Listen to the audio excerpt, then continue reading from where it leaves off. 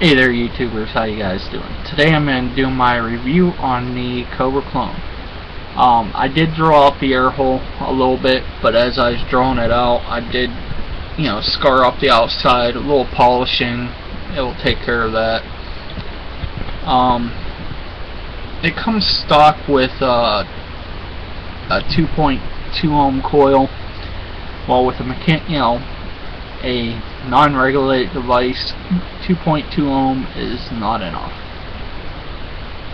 So I did get some 28 gauge along with this and rewrapped a 0.8 ohm coil on it. Still using the original wick with it. It did come with in this nice little box, and as you can see, the Allen wrench almost fell right out. Nice Allen wrench. Where the heck's the fill hole screw? And the fill hole screw, which I leave out of all my devices, but I do keep them in the packages that they come in. And it also came with another pre-oxidized wick and some wire. I'm going to try to do a close up with so you can see the wire that's in there with the pre-oxidized wick. And as you can see, there's the pre-oxidized wick with the wire. Probably enough to give you probably a 2.2 ohm coil along with it. But it's in a nice little wrap thing. The fill screws I do take out. Let's see if I can find it in here. There it is. And I leave the fill screw out just to get better flow. Well, juice flow, but right there's the fill screw. And put everything back in here.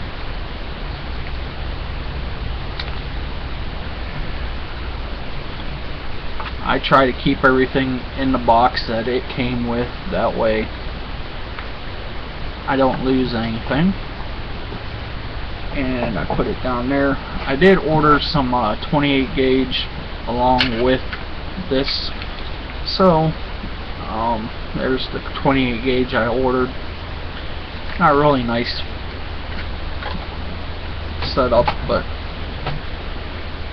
I did drill out the air hole using the original wick that it came with. It was already pre-set up, as I said, with a 2.2 ohm coil. I dropped it down to a 1.8 ohm coil. I'm just going to give you a little show on how this is working.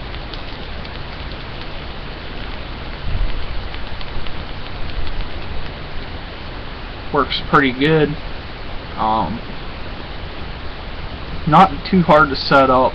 And I am running a high caliber blue raspberry in it right now. Flavor that when I first tried it, I basically loved it, which is right here. Drip tip it came stock with. I mean, basically the way you see it, other than the coil and the air hole, is the way it came. And give you a real quick vape on it.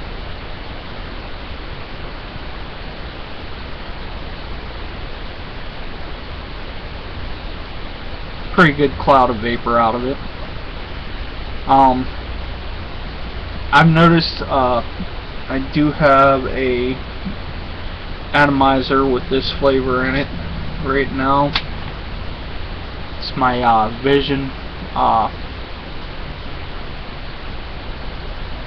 bridgeless atomizer, 2.8 ohm. Let's see if it's 4. Yeah, it's still at 4.4 volts.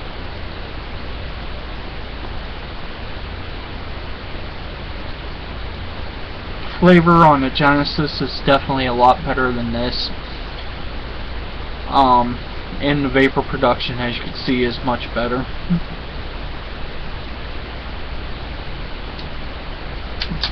I've really come to like this flavor. The more I use it, seems like the better it gets. Drop that back down to the Kanga T3 that's on.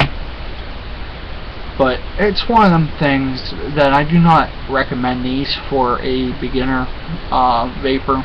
They are kind of fidgety. You gotta know how to work out the hot spots. You gotta know how to oxidize the wick if it doesn't already come oxidized. You gotta know how to do the 45-degree cut on the bottom of the wick. There's a lot of things you gotta do to get one of these to work properly. Once you get it down, it's not hard to do, but it's just getting to the point where you could do it pretty easily. I mean, this is my very first Genesis ever. This is my second one ever.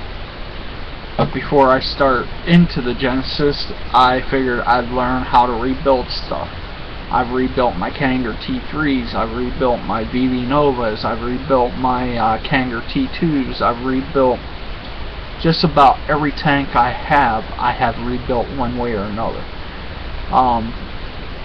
And in between them is when I bought, you know, my Phoenix clone or Bulldog rebuildable.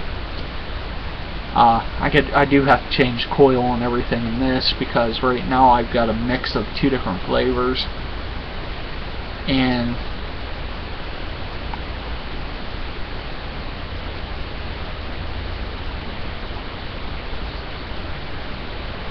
it's a pretty nice little setup.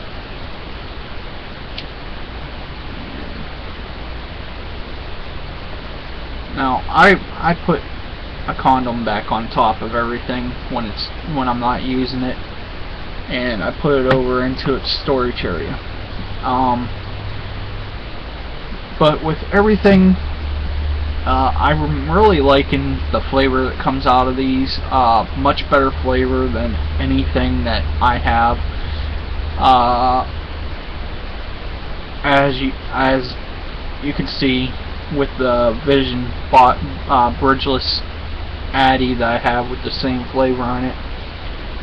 Not a whole lot of vapor. Unlike this thing, I mean tons of vapor with the 1/16 inch hole drilled out of it.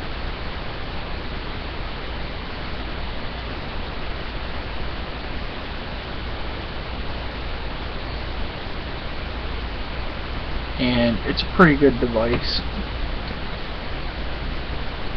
I mean, I'm really enjoying having a Genesis, but I do not recommend these for beginners. I would suggest getting into like a silica wick style rebuildable and working your way up from there. That's how I did it, and that's how I recommend it to anybody that does do it. I've been doing everything myself since day one, so it's pretty easy for me. And other than that, I have nothing really else to say.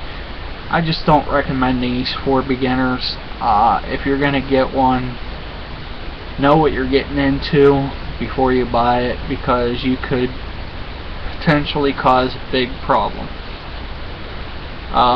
If you want to use one on an Ego battery, I recommend do not get one.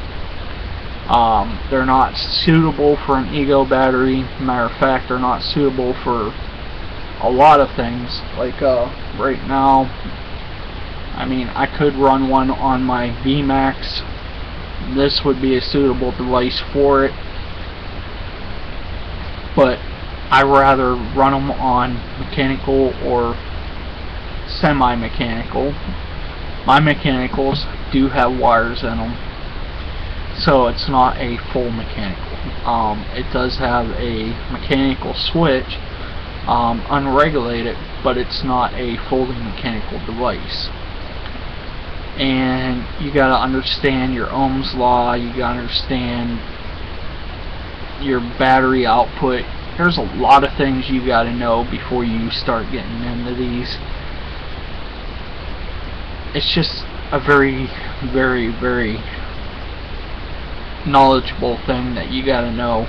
You gotta know the amps of your battery. You gotta know what your device is capable of handling. You gotta know so many things, and it's very, very, very, very rigorous. I can't pronounce it, but you understand what I'm saying.